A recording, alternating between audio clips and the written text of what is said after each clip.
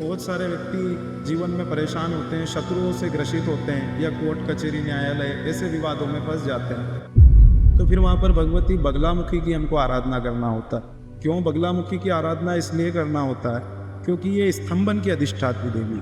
Court के अंतर्गत जो लड़ाई होती है वो विचारों की लड़ाई, अच्छा, शब्दों की लड़ाई। तो वहाँ पर भगवती बगलामुखी जो गलत प्रकार के विचार है या षड्यंत्र जैसी योजना वाले जो व्यक्ति होते हैं उनके शब्दों को स्तंभित करती, उनकी जिह्वा को कीलक करती और व्यक्ति के जो प्रभाव होते हैं उनको प्रभावशाली सिद्ध करती, जिसके कारण उसको विजय की प्राप्ति होती है। अच्छा, प्रथम महाविद्या क्या है, कौन सी है? प्रथम महाविद्या महाकाली। ठीक है। काल मतलब समय भी होता है, जिनने समय को अपने वशीभूत कर रखा है, जो समय के अधिष्ठात्री देवी, उसको भगवती महाकाली कहा जाता है। जय श्री महाकाल गुरु जी। जय श्री महाकाल। आपका बहुत बहुत स्वागत है इस पॉडकास्ट में। तो आज हम चर्चा करेंगे 10 महाविद्याओं पर। सबसे पहला प्रश्न मेरा ये है कि 10 महाविद्या की उत्पत्ति कैसे हुई? जी, बड़ा अच्छा प्रश्न है आपका। देखिए, 10 महाविद्या की उत्पत्ति भगवान शिव और भगवती सती से जुड़ा हुआ प्रसंग है। देवी भागवत महापुराण के अंतर्गत, शिव महापुराण के अंतर्गत इस प्रसंग का उल्लेख। भगवती के पिता दक्ष ने जब यज्ञ का आयोजन प्रयोजन रखा था तो उसमें भगवती सती भी उस यज्ञ में जाना चाहती थी, पर भगवान महादेव उनको अनुमति नहीं दे रहे थे, जिसके कारण भगवती बहुत ज़्यादा क्रोधित हो गई। और इतनी क्रोधित हो गई कि महादेव स्वयं उससे डर गए भगवती से, और महादेव डरने के बाद अलग अलग 10 दिशाओं में भागने लगे।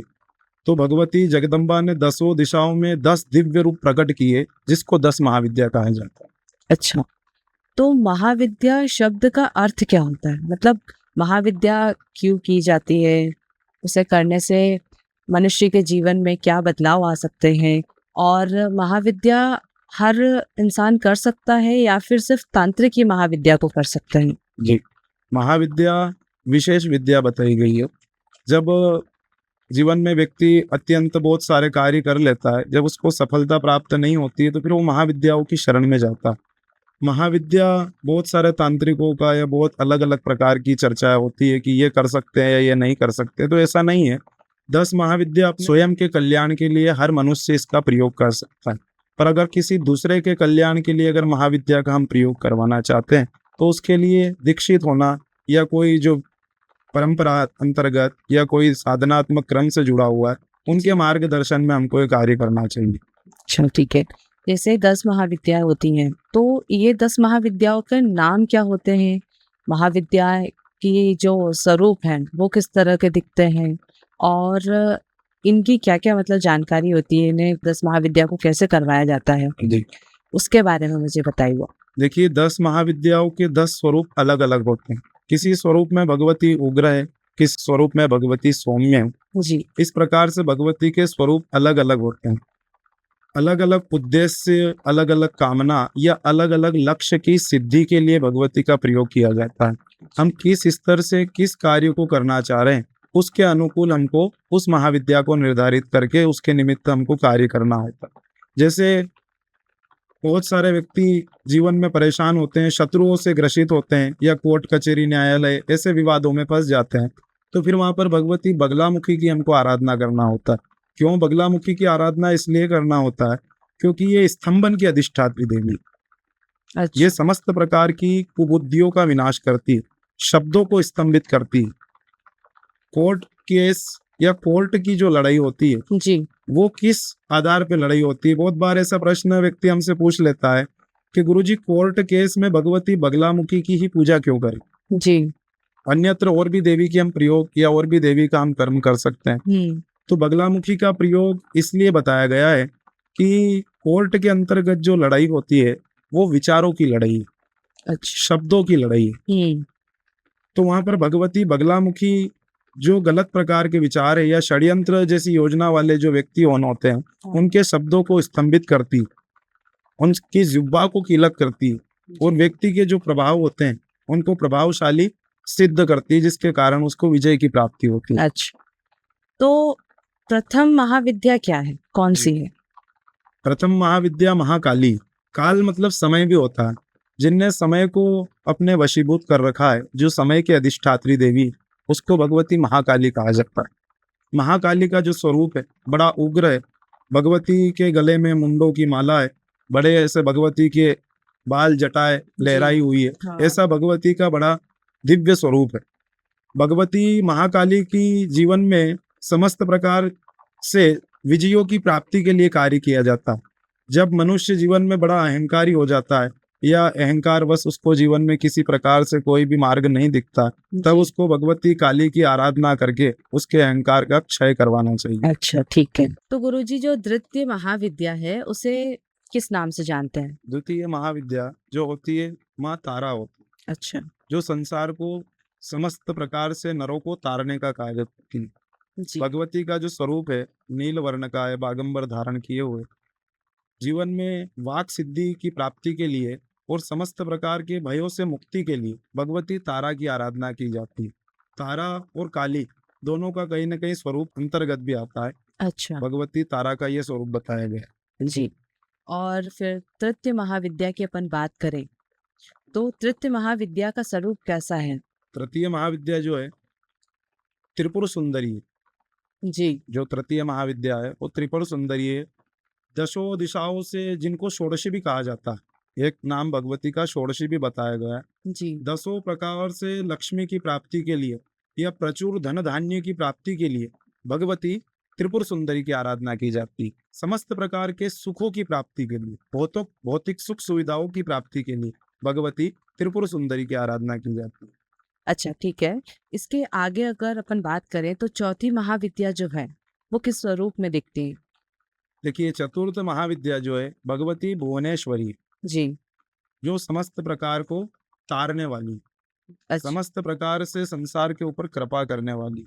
जब संसार के अंदर अनेक प्रकार की आपत्ति आ जाती है, दुख आ जाते हैं, सौख्य आ जाते हैं, इन सब चीजों से सुख की प्राप्ति के लिए भगवती की आराधना की जाए। तो गुरुजी, पांचवी महाविद्या की आराधना क्यों करना चाहिए? देखिए पंचम महाविद्या जो है महाभैरवी है, संसार में संहार करने की देवी कहा जाता है। हर व्यक्ति का नहीं, जो गलत व्यक्ति है, जो गलत प्रकार के विचारों वाले व्यक्ति है, इनका संहार करने वाली देवी है। जो समस्त प्रकार से कष्टों, दुख, दारिद्रता का शमन करने वाली देवी है, इनको माँ भैरवी कहा जाता है। और इनका स्वरूप कैसा होता है? इनका स्वरूप बड़ा दिव्य लाल वर्ण का भगवती का स्वरूप बताया है। रक्त वर्ण का जो भगवती का स्वरूप होता है, बड़ा दिव्य प्रभावशाली भगवती का स्वरूप होता है। तो गुरुजी, जो षष्ठम महाविद्या है उसे क्यों करवाना चाहिए? मतलब षष्टम महाविद्या ये साहस और आत्म बलिदान की प्रतीक है। जी। जीव और शिव दोनों में ज्यादा अंतर नहीं बताया गया है। ये एक ऐसी देवी है जिनका सिर कटा हुआ है, और जीव और शिव दोनों में कोई अंतर नहीं बताया है। ये कुंडली के अंतर्गत प्रतीक मानी जाती है। ये समस्त प्रकार से कष्टों की शांति के लिए छिन्न मस्ता की हमको आराधना करना चाहिए। तो गुरुजी, सप्तम महाविद्या की जो देवी है उनका नाम क्या है और उनका स्वरूप किस तरह से दिखता है? मतलब सप्तम महाविद्या जो है भगवती धूमावती है, जी। जो श्वेत कलर के वस्त्र धारण किए हुए। ये संसार के अंतर्गत समस्त प्रकार के दुखों से दूर कराने के लिए, जो सत्यता है उसको सत्यता से अवगत कराने के लिए, समस्त प्रकार के जो बोध है उन बोधों से अवगत कराने के लिए भगवती धूमावती की आराधना की जाए। अच्छा, ठीक है। तो जो अष्टम महाविद्या है माँ बगलामुखी देवी, तो उनकी पूजा आराधना करने से क्या सुख की प्राप्ति होती है?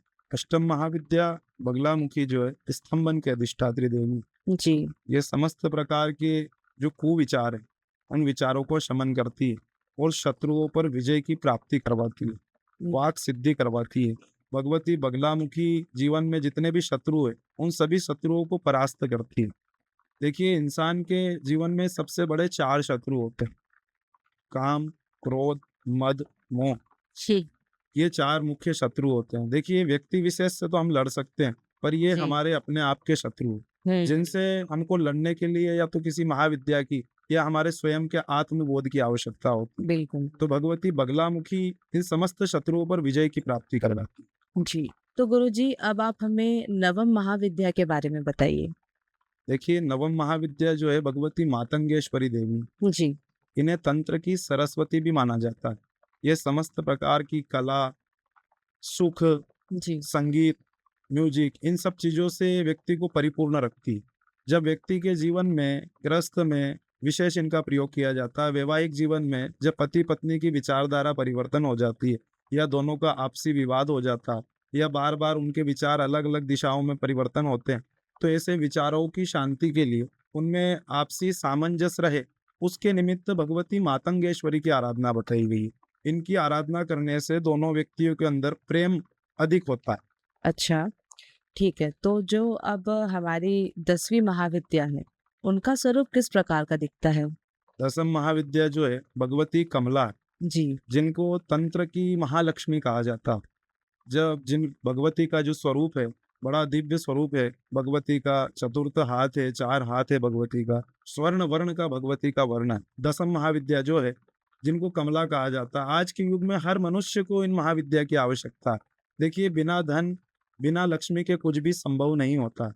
और जो भगवती कमला है, ये दसों दिशाओं से धन की प्राप्ति करवाती है, ऐश्वर्य की प्राप्ति करवाती है, सुख और संपत्ति की प्राप्ति करवाती है। बिना कमला के, बिना लक्ष्मी के व्यक्ति का जीवन व्यर्थ है। कहते हैं कि बिना अर्थ के सब व्यर्थ है। हुँ, तो भगवती लक्ष्मी का व्यक्ति के जीवन में अधिक महत्व बताया। जी, घर के अंदर रहते हैं तो ग्रह लक्ष्मी, अगर आप किसी घर में हैं और वहां पर ग्रह लक्ष्मी जो पत्नी होती है या जो भी स्त्री होता है, उसको ग्रह लक्ष्मी कहा जाता है, गृहिणी भी कहते हैं। तो घर के अंदर बिना ग्रह लक्ष्मी के घर सोना होता है। बाहर भी हम कहीं जाएंगे या बाहर हम कहीं निकलेंगे, भ्रमण करने जाएंगे, हमारे मन में अनेकों अनेक प्रकार के विचार आएंगे कि हम इस चीज को प्राप्त कर लें या इस वस्तु को प्राप्त कर लें, पर बिना लक्ष्मी के उस वस्तु को हम प्राप्त नहीं नहीं कर कर सकते हैं।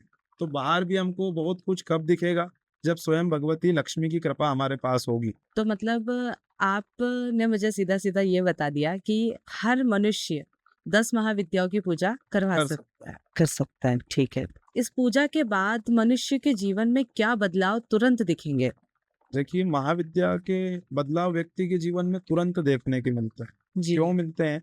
क्योंकि जब व्यक्ति भगवती की आराधना करता है या भगवती का प्रयोगात्मक कुछ विषय करता है, तो वो भगवती से जुड़ता है।